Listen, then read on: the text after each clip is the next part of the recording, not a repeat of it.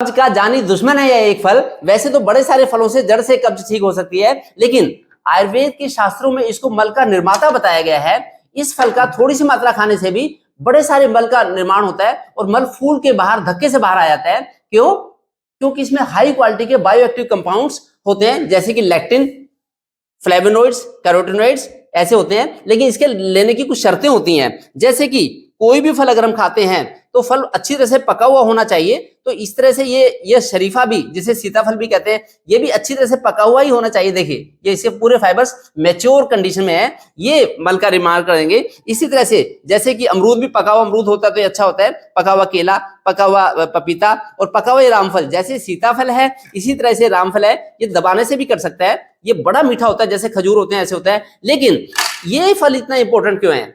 ये फल इतने लिए इसलिए ज्यादा इंपॉर्टेंट है क्योंकि ये आजकल के मौसम में इन 2-3 महीनों में ये फल मिलता है और इससे कब्ज किसी को रह ही नहीं सकती।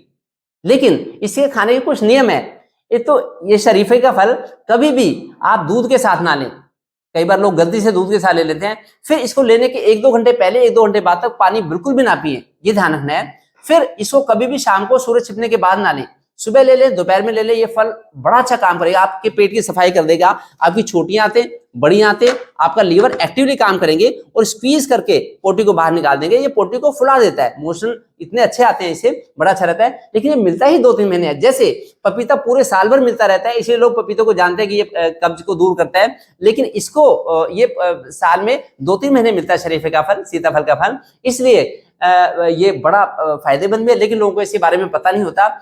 आयुर्वेद के ग्रंथों में इसको कब्ज का महाकाल कहा गया है शरीफे को, तो इसलिए शरीफे का उपयोग जरूर करें। लेकिन ये ध्यान रखें कि शाम को सूरज छिपने के बाद ना लें और फ्रिज में से निकाल के एकदम ना लें। ये जच्चा बच्चा के लिए भी अच्छा है, जो प्रेगनेंसी में भी हम सीताफल का उपयोग कर सकते हैं, क्योंकि इसकी तासीर बड़ी अच्छी होती है। बच्चे, बूढ़े, जवान सब लोग सभी को ये फायदा पहुंचाएगा, ये बड़ा अच्छा रहता है। फिर एक पंथ दो काज, अगर ये लेंगे, सीताफल लेंगे, तो इससे बाल भी हमारे बड़े अच्छे होते हैं। बाल चमकीले और काले रंग के हो जाते हैं, बालों का झड़ना बंद हो जाता है शरीफा खाने से। हमारे हार्ट की भी सुरक्षा करता है, हार्ट के लिए बड़ा अच्छा है क्योंकि इसमें पोटेशियम की मात्रा ज्यादा होती है। इसी तरह से हमारी स्किन में भी ग्लो आ जाता है शरीफा खाने से, क्योंकि इसके अंदर बड़े अच्छे जो एंटीऑक्सीडेंट्स और विटामिन और मिनरल्स होते हैं जो कि हमें फायदा पहुंचाते हैं। फिर डायबिटिक लोग भी इसको ध्यान से ले सकते हैं। अगर सुबह उठ के योग करेंगे, सुबह शाम वॉक करके आएंगे, तो बाजार की जो रेडीमेड शुगर है उसके बजाय इसका जो मिठास है वो ज्यादा उनके लिए फिर अच्छी रहेगी। ब्लड प्रेशर की बीमारी में भी शरीफा बड़ा अच्छा है, इसलिए इस शरीफे का उपयोग जरूर करें